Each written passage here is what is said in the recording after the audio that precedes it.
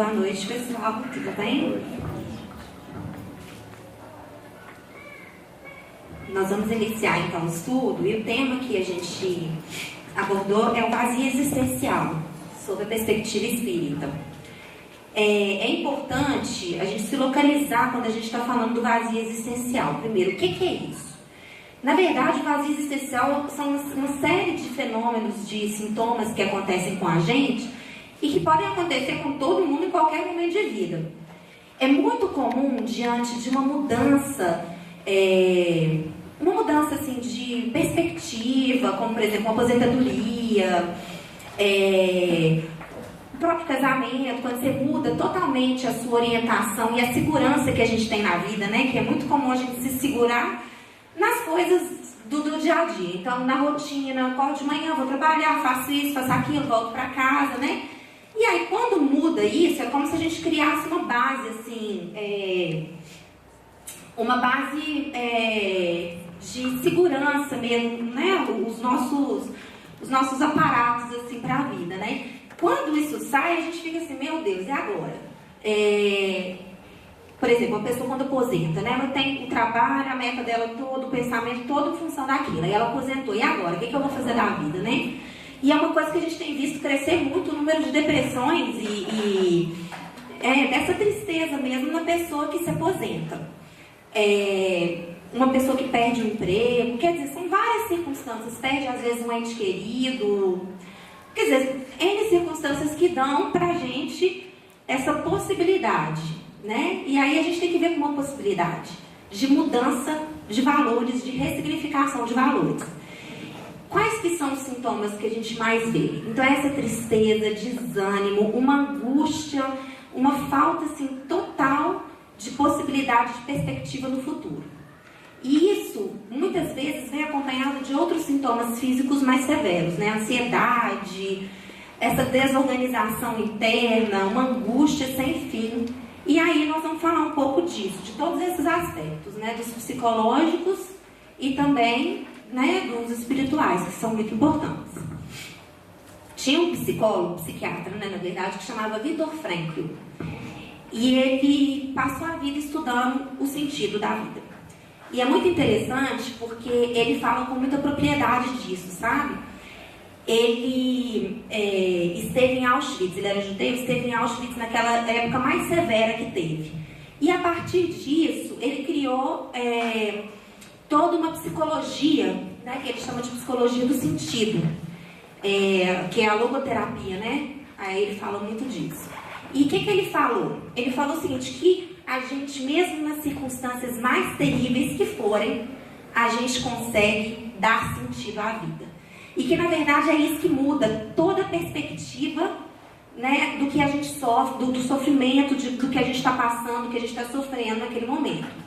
E ele falava, que era muito interessante, ele fazia várias reuniões com os prisioneiros, né, naqueles, eram tipo aqueles dormitórios gigantes, super mal instalados, né, que eles tinham, e passaram por seríssimas crises de saúde, muita gente morria de aquelas desinterias, aquelas coisas todas, né, era uma coisa terrível. E muitos deles desenvolveram essa ferramenta do sentido. Então tinha uns que falavam o seguinte, nós vamos sobreviver aqui justamente para poder mostrar para eles que nós somos fortes, que nós temos o nosso sentido e que nós temos a nossa religião. Ninguém vai tirar isso da gente.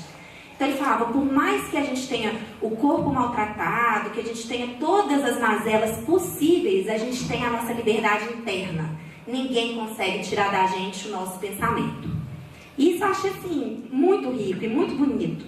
E acho que é muito dentro desse sentido que a gente vai falar, né? O que é que a gente está propondo e o que é que a gente está trazendo para a vida. E qual que é o sentido que nós vamos dar para a vida, né? Eu acho que é o ponto fundamental. E, na verdade, esse tema, né, o vazio existencial, isso tudo aborda uma série de outras questões que a gente tem que pensar sobre a nossa continuidade, o que a gente tem feito e o que a gente pode fazer, né?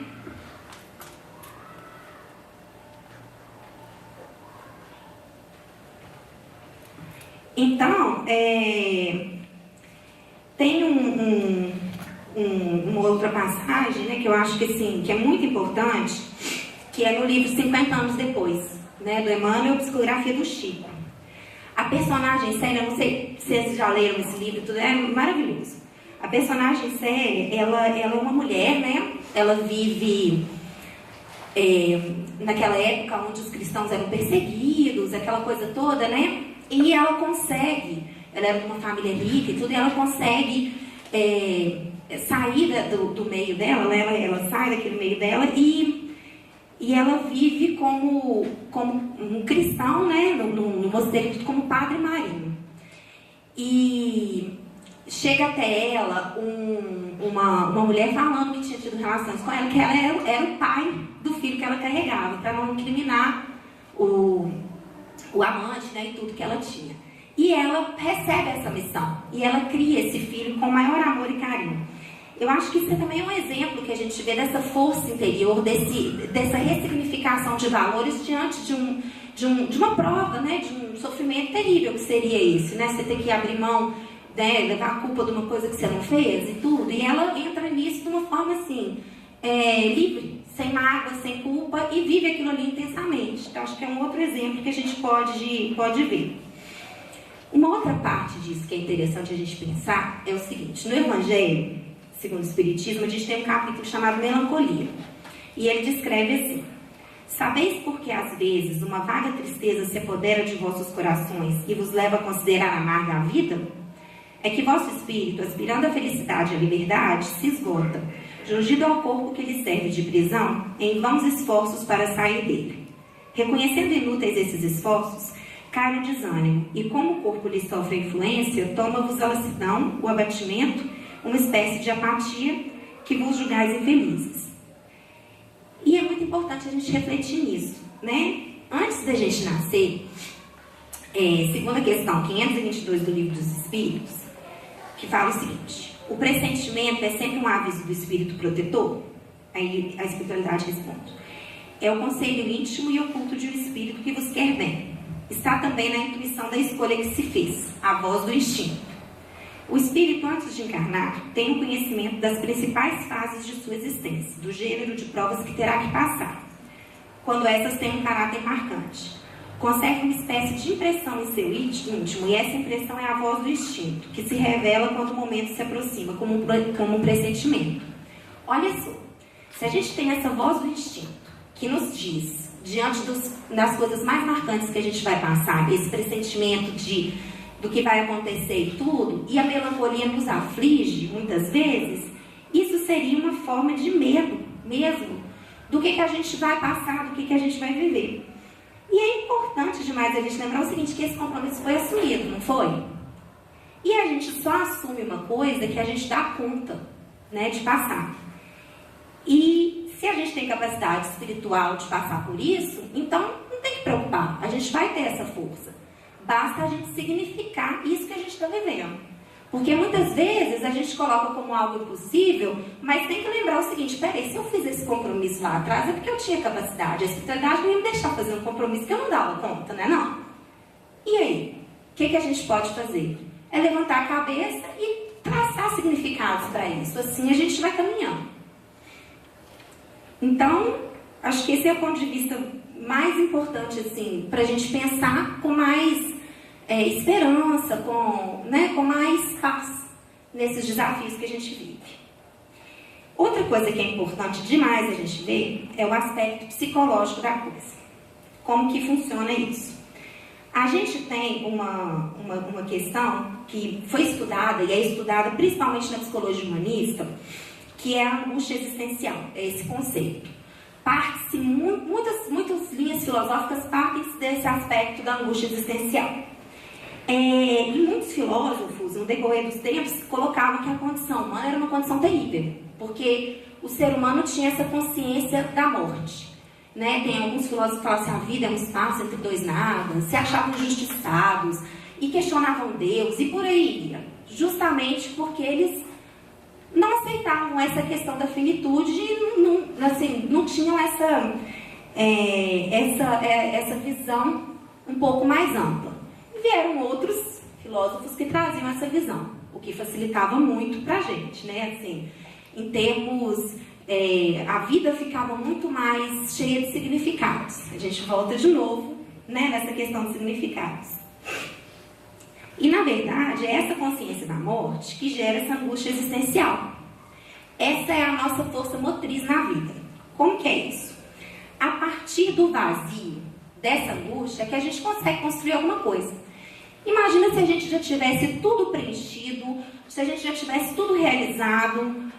Qual que seria o sentido da gente estar aqui? Seria complicado isso, né? A vida cheia de regalias e não tem nenhum questionamento, nada mais. Peraí. É a partir do vazio que a gente constrói, que a gente sai da nossa posição de comodidade, desse lugar onde a gente fica esperando, olhando a coisa passar e não age, né? É a partir desse vazio, é a partir do que a gente não tem que a gente começa a inventar e a reinventar nós mesmos. Aí que a gente vai procurar quais são as respostas para esse sentimento ruim, o que a gente vai querer ser, o que a gente vai construir e as perguntas que a gente precisa de fazer. Se a gente tem tudo, a gente não faz pergunta, né? Acho que isso é muito importante. Toda a filosofia oriental, ela é muito bonita, porque ela traz muito essa questão do vazio. Eles apreciam o vazio lá, que é diferente da nossa filosofia, né, ocidental. A gente enche a casa de coisa, a gente coloca móvel, coloca não sei o que, coloca não sei o que. O oriental não, o oriental às vezes numa sala vazia, ele coloca um vaso e só. E aquilo ali para ele preenche, porque o espaço interno dele se preenche de outra forma. Muitas vezes a gente tenta preencher o externo, né, compra um monte de coisa, faz um monte de coisa e deixa o interno para lá. Então, assim, é muito importante a gente pensar nisso também. O que a gente está querendo dizer quando a gente se preenche demais? Quando a gente se coloca um monte de coisas e tudo e não, na verdade, não satisfaz, né? A coisa não se sacia. Gasta. E peraí, ainda estou triste, né? Gasta, faz coisa, viaja, não sei o quê. Mas, às vezes, o mais importante, o mais edificante, a gente não faz. Adianta alguma coisa? Né? Tem que pensar nisso aí. E é uma questão que é muito interessante, que vem até de uma forma biológica mesmo. Né? Quando a gente sai do útero, a gente já sai tendo a primeira perda da nossa vida. Que é a questão, a sensação de alienação completa, de satisfação completa de tudo. Então, o que acontece? Quando a gente estava no útero, todas as nossas satisfações, antes da gente pensar, já eram satisfeitas, né? Tudo que a gente precisava. E é uma posição de proteção e tudo que a gente precisa para desenvolver. Ok. Mas a partir do momento que a gente nasce, a gente já tem que buscar a nossa autonomia, né? E aí a gente vê que assim, gente, já consegue respirar sozinho, né? Mas o nascimento é como se fosse assim, vai, né? E aí o ar enche, a criança chora e dói, justamente porque agora ela já vai ter que começar umas coisinhas, né? É já um incômodo que nos faz mover, né? E aí aqui vem a questão. A gente tem duas formas sempre de olhar tudo, né? O que eu vou fazer para minha vida ou o que eu vou deixar passar e acontecer e não vou desenvolver. E muito dentro dessa possibilidade é que a gente vê a questão. Já que eu vou morrer, então eu não vou fazer nada, eu não vou desenvolver, não vai resolver nada, eu vou ficar aqui quieto, triste, deprimido. Ou então, já que eu vou morrer, deixa eu viver, deixa eu aproveitar, deixa eu ver o pôr do sol, deixa eu ver o que as pessoas podem me passar, deixa eu entrar nessa vida e usufruir desse tempo que eu tenho para eu me desenvolver, crescer espiritualmente. E são as duas formas de olhar essa questão existencial, né? Essa talvez seja a grande escolha que a gente precisa de fazer. E talvez o que a gente não tenha sido ensinado a fazer, né? E aí vem uma outra questão que é muito importante, que é a influência dos nossos pais. O que os nossos pais trazem, né? Nas duas questões, no aspecto psicológico e no aspecto espiritual. A gente não é ensinado muitas vezes essa motivação de buscar o sentido. A gente é ensinado mais, muitas vezes, né, principalmente na cultura que a gente tem hoje, a sentar e esperar que tragam pra gente o sentido. Olha que bonito. E aí o sentido é do outro, né? Não é o meu, não. Porque ele já vem pronto, já vem matado, né? E aí? O que eu vou fazer com isso, né? Aí fica sem sentido, porque o sentido do outro não é o meu. Então é muito importante a gente parar para pensar sobre isso. No ponto de vista espiritual, a gente tem que lembrar uma coisa: os nossos filhos são espíritos. Nós somos todos. Então, esses nenenzinhos que chegam pra gente, eles são espíritos que a gente convive há tempos e tempos e tempos. Como que então a gente vai chegar e vai querer colocar e obrigar esse serzinho a ser uma coisa e às vezes não deixar essa motivação do que ele gosta aparecer? Aí tem gente que joga isso, não, porque o meu filho vai ser médico, meu filho vai ser engenheiro, vai ser isso, vai ser aquilo. Mas peraí, você perguntou pra ele o que ele quer ser? Né? Quantas vezes a gente vê isso? Não, porque vai fazer futebol, vai torcer para tal time, vai fazer balé, mas você quer, mas e aí? Ele quer. Qual cabelo que ele quer ter? Por que a criança não pode aprender a escolher? Talvez se a gente ensinasse a criança a escolher desde cedo, ela saberia justamente dessa motivação de escolha de sentido de vida que a gente está falando aqui, né? E como que funciona essa questão do nascimento?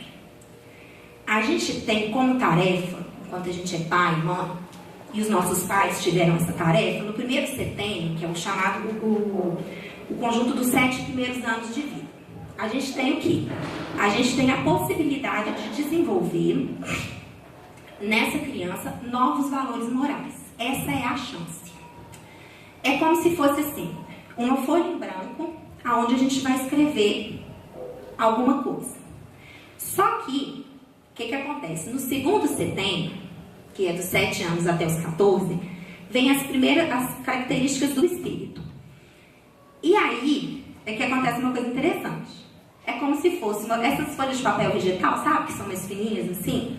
A gente escreveu um monte de valores morais novos nesse primeiro setênio, né? Onde as características do espírito estão adormecidas e tudo. Aí é como se a gente colocasse essa folha de papel vegetal em cima da outra folha de ofício normal. Aí me deu uma mistureba ali, e aí daí em diante tem o que o espírito, né, evoluiu em termos morais. E o que ele vai ser? Seria uma mescla desses traços, né? Do que já tinha, com o que aprendeu e o que evoluiu. E aí a partir disso a gente tem essa nova condição, essa nova possibilidade de desenvolvimento moral, que aconteceu com a gente, com os nossos filhos e por aí vai. É a grande esperança, né? A grande beleza de toda a questão do desenvolvimento moral.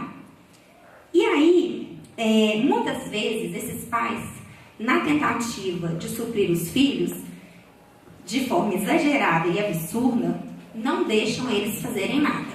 E aí vem aquelas frases maravilhosas, né?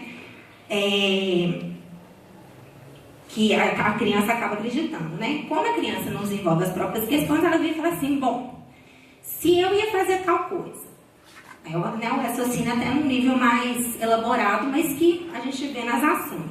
Se eu ia fazer uma coisa, meu pai e minha mãe fizeram pra mim, será então que isso quer dizer que o quê? Que eu não sou capaz de fazer? Eles sempre fazem pra mim. Então, por exemplo, se eu tenho que amarrar o meu cadarço, e na hora que eu vou amarrar, que eu vou tentar, que vai ser difícil, que eu vou fazer as 2 orelhinhas ali do coelhinho, o negócio não vai, meu pai e minha mãe vão fazer pra mim, então quer dizer que é porque eu não dou conta. Esse é que é o problema, gente, que aí cria-se na criança essa sensação de eu não dou conta.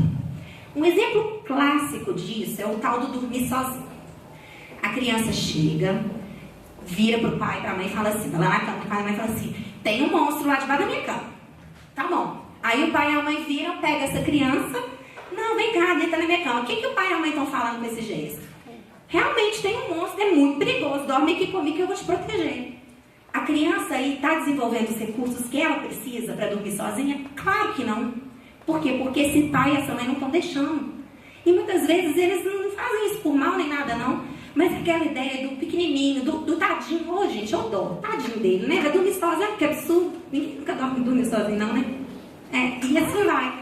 Fica nesse negócio, nessa coisa de superproteção e a criança cresce, achando que tem um monte debaixo da cama. Que aí quando o pai e a mãe falam assim, não, você não cabe mais na cama, aí o pobre coitado, aí é coitado mesmo, vai dormir sozinho, achando que tem um monte debaixo da cama dele e fica cruzado 6 a noite inteira. Quantas vezes a gente vê isso, né? Quantos de nós já passou por isso também? E cria-se esse medo. Então, os pais acabam enfraquecendo os filhos e tiram deles uma coisa que é importantíssima, a possibilidade de problematizar a vida. Se eu não problematizo a vida, como que eu vou resolver? É simples, não é não? Se eu não penso como que eu posso fazer e como que eu vou resolver, não crio hipóteses acerca dos meus desafios, o outro traz isso para mim, como que eu vou resolver? Gente, eu não vou aprender a resolver. E aí é que é a grande questão. Os filhos não saem desse lugar de passividade e dependência. A gente vê gente grande, tudo, tendo que ligar para a mãe, para pai, para pedir, para resolver, para não sei o quê. O que eu faço, né? Quantos meninos que a gente vê chegando no vestibular, aquela fase que você vai resolver a sua carreira. Ai, o que eu faço? Não sei o que eu vou fazer, não sei como é que eu vou fazer. Pai, escolhe para mim, né? Tirando aqueles que a gente já falou antes, né? Que são os que obrigam, né? Então, assim, isso é um problema sério, porque na vida, no mercado de trabalho, o que a gente vai ter? A gente vai ter pai e mãe passando a mão na cabeça? Não dá.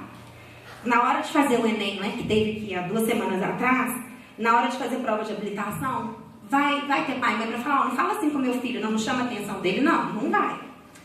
Aí é que é o problema. Porque aí a gente vai ter que enxergar os limites da vida da pior forma possível, né?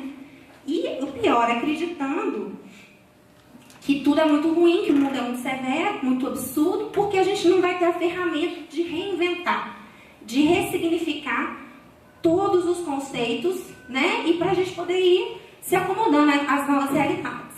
Então, isso é muito complicado. E é interessante porque essas crianças, elas que não aprendem a cair e levantar, muitos de nós somos assim, eu acho que... E é uma coisa que a gente tem que aprender e que a gente tem que relatar. Elas vão realmente sentir um luto, uma raiva da vida. Porque elas vão achar que a vida é injusta. Porque foi vendida uma imagem de uma vida que não existe. Né? De uma realidade onde você tem que... Todo mundo tinha que se submeter, você era o dono da verdade, e aí? E aí não existe.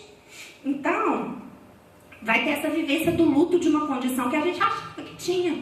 É muito comum a gente ver em consultórios, né? De psicologia, a gente vê nas queixas do outro essa queixa assim, reticente do que a vida é. Nossa, mas é muito injusto isso, eu tenho que trabalhar, eu tenho que, né, não tem dinheiro para nada, tem que ir trabalhar para poder comer, para poder comprar roupa. Gente, a vida é assim. Agora, se não te contaram, a gente vai ter que contar, né, de uma forma que não é legal. Então, essa questão da influência dos pais, né, é um grande problema, porque poupar o filho de frustração não resolve. A vida faz parte da frustração. Faz parte de toda essa dificuldade, mesmo que a frustração seja pequenininha, né, quando é criança, porque para a criança a frustração pequena é os nossos olhos. Mas ela, quando está vivendo aquilo ali no dia a dia e tudo, ela está tendo que reinventar e escolher como é que ela vai fazer para emprestar o brinquedo, como é que ela vai fazer com o outro que estragou tal coisa. Quer dizer, o chegar e falar com o outro, olha, eu não gostei disso que você fez, é maravilhoso. É um adulto conseguindo virar para o outro e falar assim, vamos sentar e vamos ter uma conversa para a gente resolver o nosso problema? E como que é difícil a gente ver isso, né?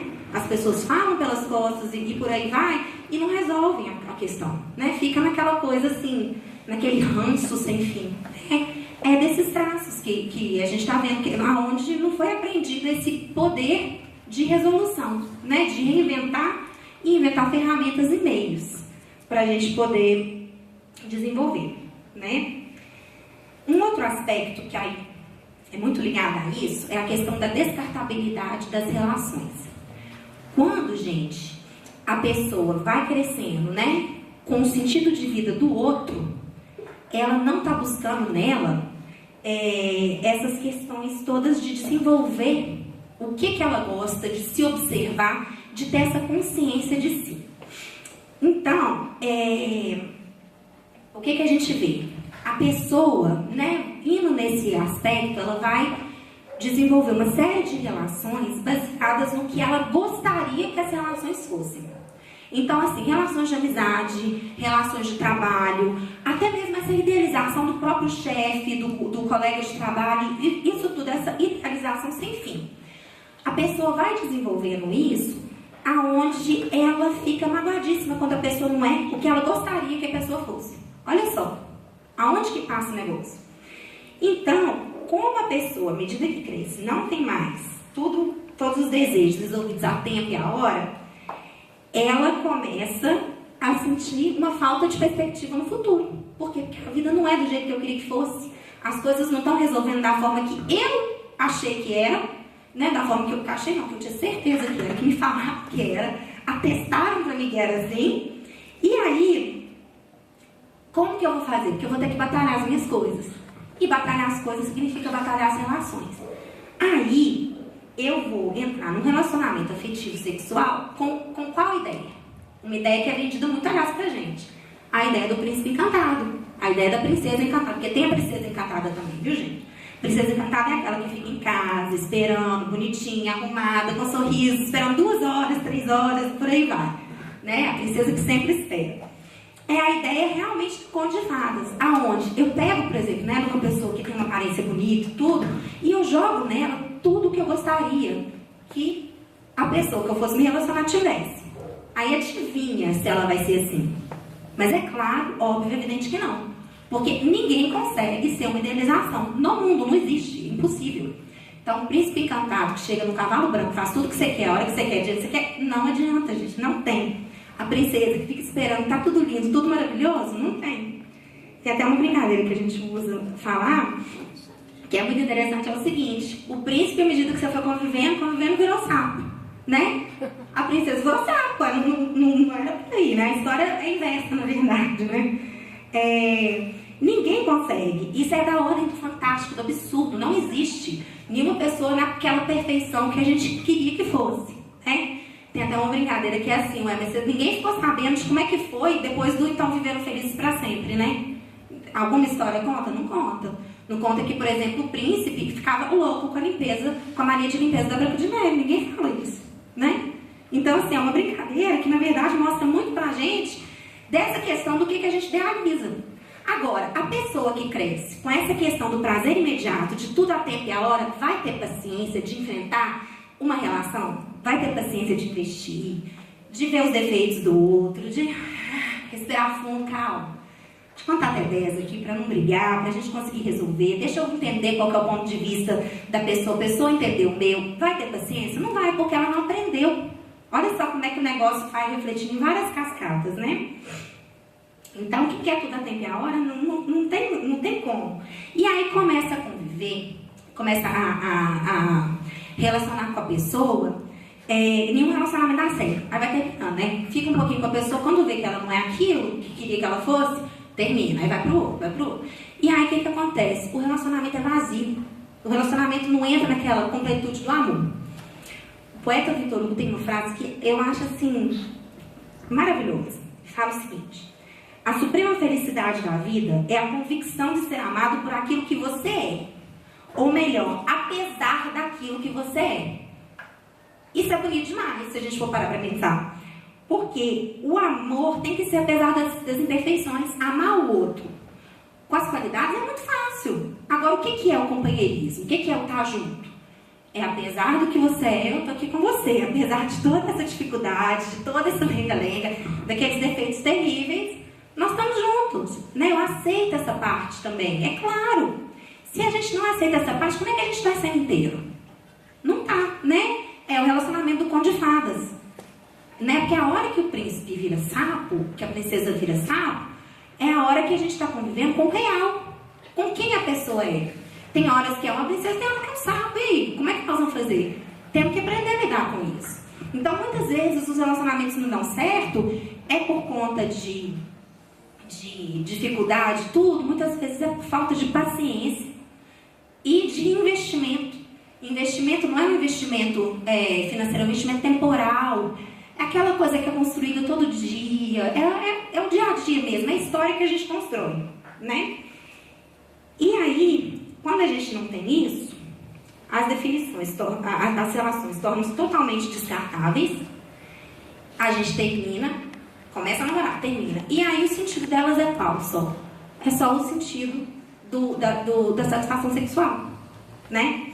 Joana de Ângeles fala disso no livro Conflitos Existenciais, Psicografia do Divaldo. Ela fala o seguinte: mais necessidade fisiológica do que expressão de realização afetiva, quando não lograva completude, experimentava o vazio existencial, que se fazia acompanhar pela falta de outros objetivos existenciais. Então é exatamente isso.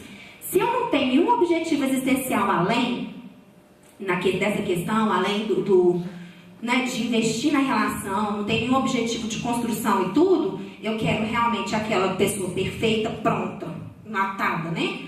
Aquela coisa bem Hollywood mesmo, né? Um príncipe encantado, eu não vou achar, então não vai fazer sentido essa relação.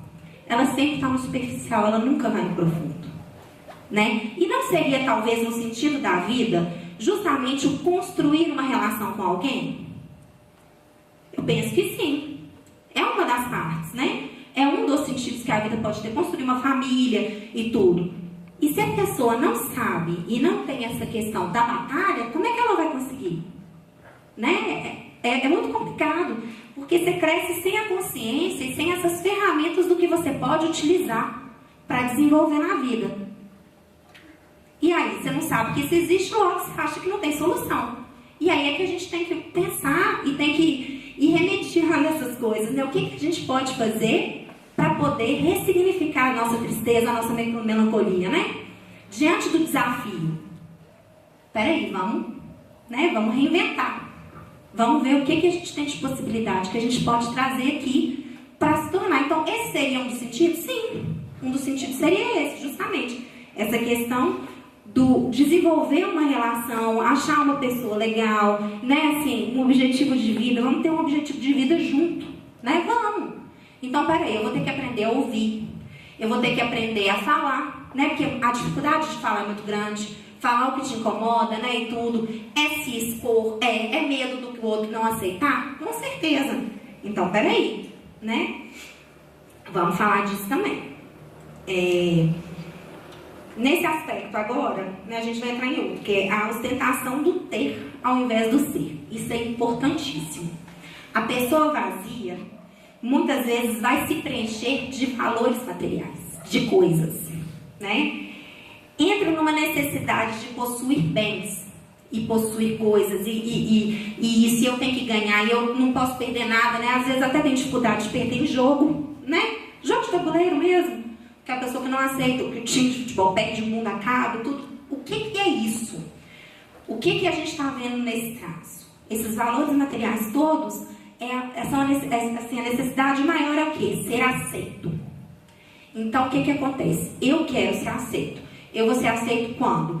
Quando eu tiver o carro do ano, quando eu tiver a roupa da marca tal, quando eu tiver a casa em tal bar, eu vou ser aceito. Aí a pessoa vai, trabalha, consegue isso tudo.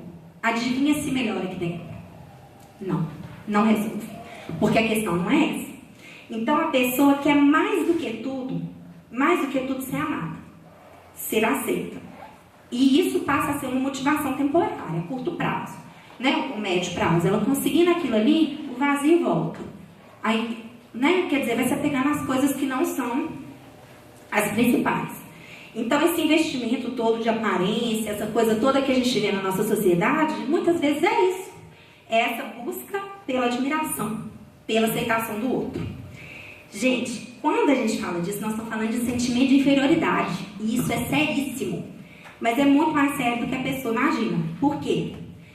Quando eu tenho um sentimento de... Todos nós temos momentos que a gente se sente, né, com menos valia e tudo, mas a gente consegue trabalhar isso internamente.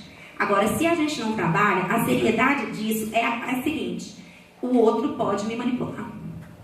Eu estou dando ao outro que me é mais sagrado, a minha felicidade. O outro é que vai determinar como eu vou me sentir. Como assim? Por exemplo, assim, se eu pego a pessoa, né, a pessoa tá lá, aí alguém vai e fala assim: não, mas você tá tão bonita hoje. A pessoa tá nesse nível aqui de felicidade, ela só pra cá. Ótimo, muito legal, né? Não é. Sabe por quê? Claro que é bom receber elogios e tudo é. Mas se o elogio que me faz ser feliz, logo a crítica me coloca lá embaixo. A outra pessoa, ele está determinando como eu vou me sentir. Olha como muitas vezes a gente se coloca na mão do outro, não é? O outro vira e fala assim: nossa, mas isso aí tá horrível, tá péssimo, tá não sei o que. Aquela coisa assim que te coloca para baixo. Como o outro te elogia, você se sente o máximo, o outro te manipula. Então a pessoa, às vezes, que sacou isso, ela quer ter uma coisa de você, ela fala: não, mas que lindo, não sei o que, me dá tal coisa, né? Mas forma assim, nossa, que horrível, não sei o que, não sei o que, não sei o que, não sei o que, te critica pra você fazer o que ela quer. Aí ela te dá a solução, olha, pra você resolver isso, é só você fazer tal coisa, né? Fazendo o quê? O que o outro queria. Você fica na mão. Isso é muito complicado. Porque essa pessoa determina o que eu sinto. Ela vai ser a dona da minha felicidade. Ela vai ser a dona do meu sentido, da minha alma praticamente, né? Numa forma figurada da gente falar. Eu não posso deixar isso acontecer. Como não? O que eu faço à medida que isso acontece? Eu tenho que trabalhar comigo, internamente, como que eu me sinto. Para que se o outro me der um elogio, eu agradeça, muito obrigada, que bom. Né? Mas que isso não seja a minha motivação do meu dia, que eu dependa daquele elogio do outro. Né? Isso é sincero, o mundo não pode desabar. Claro que a gente tem que prestar atenção no que as outras pessoas acham, né? no feedback mesmo, mas a gente tem que ter a nossa certeza interna do que a gente é bom, do que a gente consegue realizar, do que a gente consegue fazer. Isso não pode estar na mão de uma outra pessoa. Né? A gente consegue se manipular. E é interessante porque a gente se coloca, quando é assim, na posição de escravo do outro. E sobre a escravidão, é muito interessante uma questão. Existe um autoritarismo em quem é escravo. Isso pode até parecer meio estranho, mas existe. A gente, quando é escravo do outro, por que a gente é escravo do outro? Né? Claro que eu estou falando, não é da escravidão, né? Uma escravidão psicológica. Porque, na verdade, eu me coloco numa posição, né, de fazer tudo que o outro quer e tudo, para quê? Para que quando eu não esteja presente, ele sinta muito a minha falta e eu seja muito importante para ele. Olha só como é que é. Muitas vezes, esse sentimento de inferioridade que a gente tem coloca a gente como passivo, como assim, totalmente subordinado a uma pessoa, para que essa pessoa sinta a nossa falta quando a gente não faz tal coisa assim, assado, e a gente tenha valor. Será que a gente precisa disso mesmo? Será que é esse o caminho? É nesse externo, é se apanhando em todas essas coisas? Né? Isso é complicado demais. Porque, mais uma vez, o outro é que determina o meu valor. Porque quando o outro não tem, né, aquela pessoa que não sobrevive. Então, eu crio uma necessidade nele de coisas materiais, né, não coisas emocionais, para ele poder me dizer, né, que eu valho alguma coisa. Complicado, né? E a pergunta que vem à tona, né, que eu acho que é mais importante, é a gente fazer assim, como que eu vou sair disso tudo? Porque, né, são questões, eu acho que passam, né, pela existência de todo mundo. E a gente tem que aprender a enxergar o nosso lugar no mundo. A enxergar que o mundo tem valor, que a vida tem valor e que nós temos valor diante da vida. Isso quem dizia era Shakespeare. Nós temos valor diante da vida, nós precisamos ver o mundo de outra forma. Quando a gente está sem sentido, né, agoniado e tudo, o que a gente tem que fazer, assim, em plano 1? É assim, gente, o que eu tenho de dom, de aptidão, o que eu faço legal? Então tem gente que costura legal, que escreve legal, que conta história. Então, tá assim, tá mal? Vai para uma oficina de contação de história, tem tanto lugar, tanta coisa que a gente pode fazer, tanta possibilidade. Muitas vezes, um trabalho que você vai fazer, né, um trabalho social, qualquer coisa que você faça, muitas vezes o maior beneficiário vai ser você mesmo. Porque você vai se sentir, naquele momento ali, útil. Você vai se sentir amado por você mesmo. Você vai ver que você está fazendo uma coisa que tem significado e efeito na vida de outra pessoa. Isso é muito legal, né? Dessa forma, a gente começa o processo de questionamento e a valorizar o que a gente sabe fazer. Então, muitas vezes, a pessoa, às vezes, cozinha experimenta se sentindo super mal, sabe? Faz alguma coisa, olha assim, olha, gente, olha aqui, eu consegui fazer isso aqui, olha que legal. Eu tenho algum valor, eu tenho algum significado. Né? Temos também um outro processo, né, que é o processo de autoconsciência, que é também muito legal. É o nosso início de um processo de questionamento, sabe? A vida nossa racional, ela surge a partir da nossa infância. Esse é o conceito de Jonas de Andes. Quando a gente começa a fazer escolhas. E essas escolhas não são guiadas somente, né, para aquela vida irracional, animal, né, dos princípios básicos de sobrevivência que a gente tem. É assim que a gente faz o que o Jung chama, né, de conquista do self. O que é? O self é a nossa estrutura individual. É quem a gente é, a nossa unicidade diante da vida. Então, o Jung define o self assim: potencial mais pleno do homem e a unidade da personalidade como um todo. Então, esse é o princípio unificador dentro da nossa estrutura emocional, né, que a gente tem, que ocupa a posição central na nossa integridade, né? Ele coloca autoridade com relação à vida psicológica. Então, é quem a gente é, né? É o self. Joana de Ângeles define o self também como, né? Ela usa as palavras o seguinte: a consciência da individualidade.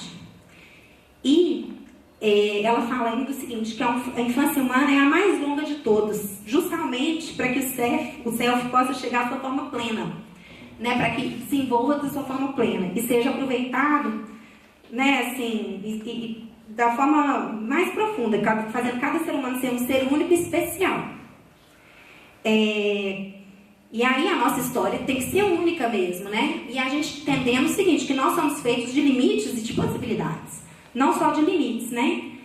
E dentro desse nível de autoconsciência, né, que a gente vai ter o nosso desenvolvimento espiritual, né, dessa consciência interna do que eu preciso melhorar, de onde eu preciso caminhar, né, do que eu preciso, né, diante do que eu tenho de dons, né, de valores que eu já desenvolvi, onde que eu posso atuar, né? E aí que a gente começa o amadurecimento psicológico. Nesse amadurecimento psicológico, a gente tem que lembrar de uma coisa que é importantíssima, que é o perdão. Ah, mas o perdão? Não. O perdão, ele é fundamental, né? Jesus, né, coloca assim, de uma forma clara, né? Perdoai não somente 7 vezes, mas 70 vezes 7 vezes, né? E o perdão é o quê? O perdão é a nossa conquista da liberdade. Porque a gente vê esse tanto de coisa que eu estou falando, de defeito, de dificuldade, tudo, e começa a se julgar. Se julga inferior, se julga com um valor menor, e por aí vai. É como o seguinte, se o ego nosso funcionasse como se fosse um general daqueles terríveis, assim, sabe? Da época lá da Gestapo, fazendo um ódio aí ao Viktor Frankl, aquela coisa terrível, assim, e falasse, você é ruim, você é isso, te julgasse de todas as formas. Dentro da gente tem esse general, mas tem também um outro lado. O lado de esperança, o lado de afeto, o lado de desenvolvimento. E aí que tá. As nossas faltas são apontadas por esse general severo o tempo todo, mas aí é que a gente tem que falar assim, eu me perdoo pelos meus defeitos. Eu me perdoo. Né? Eu sou humano. E o que é o ser humano? O ser humano é aquele que está em evolução, que está aprendendo. Eu não tenho que ser perfeito. Eu serei, eu desenvolverei para isso. Mas eu me perdoo pelas minhas faltas, né? E uma história que me lembra muito isso é a história de Ló.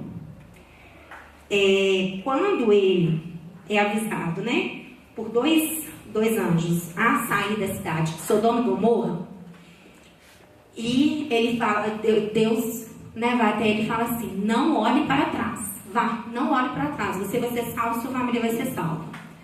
E na hora que eles estão saindo da cidade, a cidade pegando fogo, aquela confusão toda, né, a mulher de Ló olha para trás e ela se transforma numa estátua de sal. Esse símbolo é maravilhoso e é uma coisa para a gente refletir, para a gente pensar. O que é uma estátua de sal, gente? Uma estátua de sal é paralisada, né?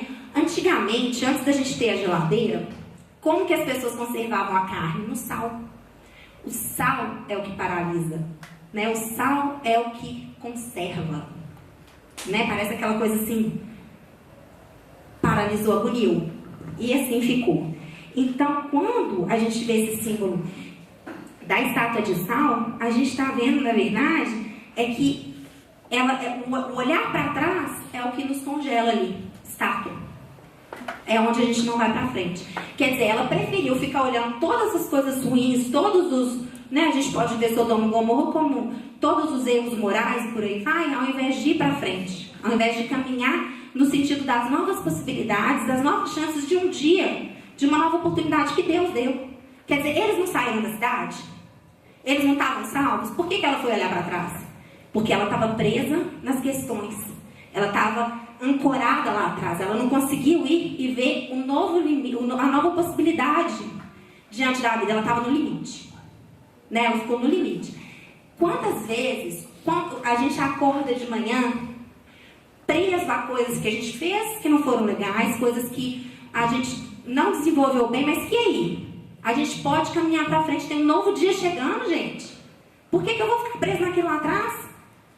Por que eu vou ficar agoniado com, tal coisa que eu não dei conta, eu podia ter sido melhor, podia, então deixa eu ser hoje, para frente, né? E a gente fica preso nessa questão. Muitas vezes, não construindo uma nova história das nossas vidas. Por quê? Porque a gente está lá, se lamuriando, não está sabendo se perdoar. Não é para se perdoar 70 vezes 7. Vamos começar perdoando a gente? A gente não tem que perdoar o outro? Não é uma coisa maravilhosa esse perdão, uma liberdade? A gente conseguir estar livre da mágoa? Então vamos tirar essa mágoa de dentro de nós, né? E esse auto-perdão, eu vejo muito, novamente, com aquela definição de Victor Hugo. É o amar apesar de. Então, eu vou amar o outro apesar do que ele é? E vou me amar apesar do que eu sou? Né? A gente nunca pensa nisso. Pensa só tem que ser perdoar o outro, amar o outro. Mas espera aí, eu também tenho que me perdoar. Eu também tenho que me amar. Porque a partir do meu perdão e do meu amor é que eu consigo caminhar para frente. É que eu consigo me tornar uma pessoa melhor. Que eu consigo desenvolver toda essa questão, né, das questões morais, das questões emocionais e ser melhor. Isso é muito importante. E aí vem uma passagem de Joana, né, novamente, que ela fala uma coisa assim belíssima.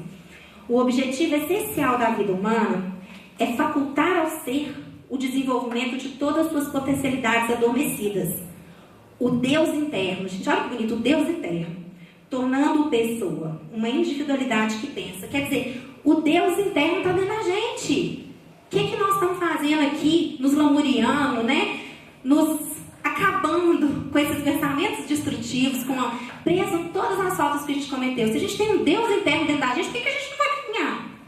É a hora de caminhar, né? E é muito legal a gente pensar nisso. Pepe, você está diante de uma ação da sua vida, e você começa, o quê? Eu fiz tal coisa, eu fiz isso, eu fiz aquilo, eu errei, eu não sei o que, eu não sei o que. Espera aí. Eu estou me tornando uma estátua de sal. Eu não estou me perdoando. Deixa eu me perdoar, porque agora eu tenho a chance de não fazer isso, aquilo outro que tanto incomoda. Agora é a hora de caminhar. Hoje é o primeiro dia do resto da minha vida.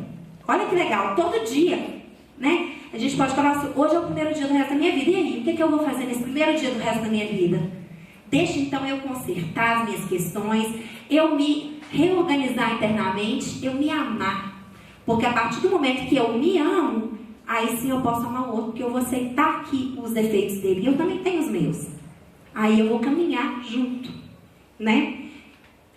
Então, é nesse sentido que a gente trabalha, né? A terapia libertadora, né? Que é o que a Joana chama, achei esse termo muito bonito. Que é justamente isso, a pessoa vazia é aquela que perdeu o sentido de si. Então, sabemos disso. Como que a gente pode buscar as formas de encontrar as motivações vitais? Se questionando, né? Se perdoando e se reorganizando. Muitas vezes, esse sofrimento traz pra gente outros sintomas que são terríveis também. Que é a síndrome do pânico, que é o que? Na verdade, a síndrome do pânico é uma descarga de ansiedade que a gente tem. Que gera, assim, um incômodo horrível. A sensação que a pessoa tem, na verdade, é a sensação de um infarte. Ela acha que ela está infartando, ela acha que ela está tendo isso. Ela tem um desconforto, uma segurança enorme, mesmo enorme. Ela acha assim, que ela vai desmaiar, que ela vai morrer, e por aí vai. E o pior disso é que quando a pessoa tem uma crise de mal-estar, ela começa a entrar em pânico, com medo de ter isso. Ela sai, qualquer coisa que ela sente, ela sabe, meu Deus, eu vou ter aquela coisa horrível de novo, aquela sensação terrível. E ela vira escrava disso. E aí, um outro ponto também de sintomas fisiológicos, a gente pode ter a fobia social. Que também apresenta ataques de pânicos, mas é um medo que a pessoa tem de não dar conta das demandas da vida. E isso faz total sentido, se a gente for parar para pensar em todas essas características que, né, nós estamos falando hoje. A pessoa ela se sente tão medrosa assim diante da vida porque ela acha que ela não vai dar conta. Ela pega aquela demanda toda, aquela coisa toda e fala assim, meu Deus, é coisa demais, eu não sabia que a vida era assim, né? E aí vem o medo de não conseguir. muitas vezes esse medo sai além do psicológico e vai para o fisiológico, que é quando tem a fobia social. É uma espécie de sentimento de opressão diante das obrigatoriedades de uma pessoa adulta.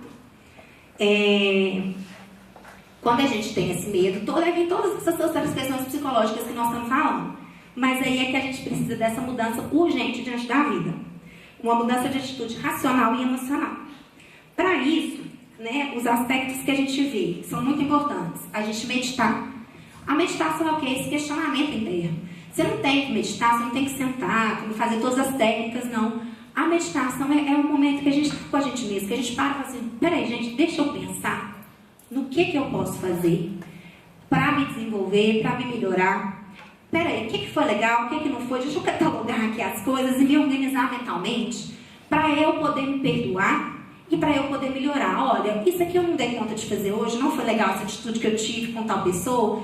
Como que eu posso refazer isso? Talvez amanhã eu possa pedir desculpa, eu posso, não sei, numa próxima vez que acontecer essa mesma situação, eu dirigir essa pessoa de uma outra forma e por aí vai. Então, essa meditação é muito importante. A prece, né? Porque a partir do momento que a gente está em prece, a gente começa a vibrar numa outra sintonia. E a gente pede para todos os seres, né? Benfeitores, todos os nossos seres iluminados que estão, né, próximos a nós, que nos guiem e nos ajudem, principalmente a enfrentar essa voz do instinto, né, que dá esse pressentimento do que a gente já se comprometeu a fazer. E a psicoterapia. Na psicoterapia a gente consegue diluir a ansiedade, né, se questionar, liberar o medo e a culpa, né? A gente consegue, assim, pelo menos nomeá-los para poder ir na meditação questionando com a gente mesmo e ter um insight de todas essas coisas, né? O insight é quando a luz acende mesmo, né? Peraí, deixa eu conseguir perceber como que todas as coisas estão acontecendo dentro de mim. E a solução dessas coisas todas, a gente está dentro de nós. Para a gente entender e para a gente caminhar, está tudo dentro da gente. É assim que a gente consegue desenvolver e ter todas essas ferramentas. Se a gente não teve o desenvolvimento dessas ferramentas quando a gente era pequeno, às vezes por uma série de coisas, né? Os nossos pais, às vezes, não tiveram essa consciência e tudo bem. Vamos perdoar? Vamos caminhar? Eles não sabiam. A gente não sabia, né? Nós, muitas vezes, como pais, sabemos passar isso para os filhos. Então, vamos caminhar e vamos aprender disso agora. Como que a gente pode resolver. Para finalizar, eu gostaria de contar uma história que eu acho que tem muito a ver. Certa vez, todas as estrelas do céu pediram para vir para a Terra. Elas falavam assim, nossa, mas esse planeta é muito bonito, cheio de cachoeiras, cheio de rios, né? A gente queria viver lá entre os homens. E Deus concedeu. E vieram todas as estrelas. Conta-se que naquela noite houve uma chuva linda de estrelas, como nunca tinha sido vista antes. E aí a Terra ficou toda iluminada e todas as estrelas aqui. Passou um tempo, as estrelas começaram a retornar. E Deus, não entendendo o que estava acontecendo, questionou, né? Para as estrelas, vocês podiam me contar o que está acontecendo? Por que vocês voltaram? Vocês não queriam tanto viver na Terra? Lá não era tão bonito, não era cheio de cachoeiras, né? De água, pessoas e tudo. Aí as estrelas falaram assim, não, a gente não quer não, porque lá, nossa, lá é muito demais. Lá só tem briga, tem assassinato, tem tragédia, o povo não respeita, aí é uma confusão. Não, a gente não quer mesmo. E todas as estrelas foram voltando, todas. Só que dentro, Deus depois olhando, né? Todas as estrelas são que menos uma. E o engraçado é que só tinha uma dessa cor no céu, que era a estrela verde. Aí Deus, curioso, foi até a Terra para conversar com essa estrela, para saber o porquê. E perguntou, mas você não vai voltar? Todas as estrelas voltaram? Você não vai voltar? E a estrela falou assim, não, eu não vou voltar. No céu, a gente tem toda a consciência do passado e do futuro. E lá não é meu lugar. O meu sentimento é esperança. E a esperança é aqui, é na terra, é de quem está evoluindo, é de quem está construindo, é de quem não sabe o futuro, mas acredita e luta para fazer uma coisa melhor. Meu lugar é aqui. O Senhor me deixa ficar? E Deus virou para a estrela e falou assim, tudo bem, se a sua escolha fica. Nesse dia, apareceu uma luzinha verde em cada uma das casas do planeta. Justamente porque a esperança, a estrela verde, estava entre os humanos. É isso.